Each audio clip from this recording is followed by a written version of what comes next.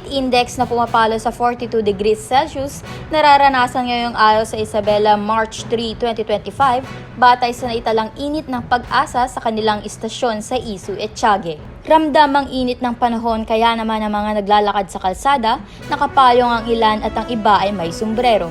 Isa na raw ito sa mga pinakamataas na init factor na naitala ngayong taon sa buong Hilagang Luzon. Samantala, easterlies o mainit na hangin na nagmumula sa dagat Pasipiko ang nakaaapekto sa Cagayan maging sa mga kalapit na probinsya. Kaugnay rito, asahan umano ang maaliwalas at mainit na panahon lalo na sa tanghali.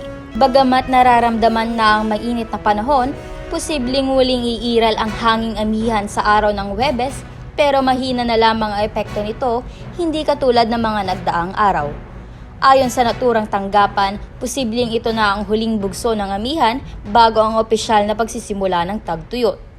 Ang umiiral na temperatura na nasa 33 to 41 degrees Celsius ay inuri ng Pag-asa bilang extreme caution habang 42 to 51 degrees Celsius bilang nasa dangerous na estado. Ang ganitong mga temperatura raw ay maaaring humantong sa heat cramps o pamumulikat at heat exhaustion o pagkahapo na may mga sintomas tulad ng pagkapagod, pagkahilo, sakit ng ulo at pagsusuka.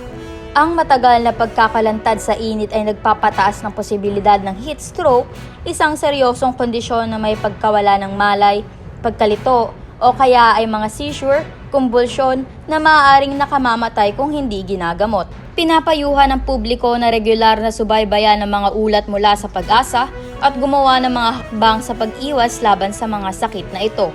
Kabilang ang pag-inom ng maraming tubig, pag-iwas sa iced tea, soda, kape o mga inuming may alkohol.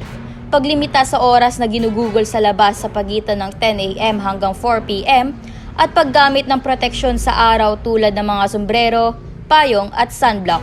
Magsuot rin daw ng maluwag at magaan na damit. Para sa Bill Visayan News TV at Balitang Hilaga Publishing, ito po ang inyong media trainee, Myla Ruth Balinan, nag-uulat.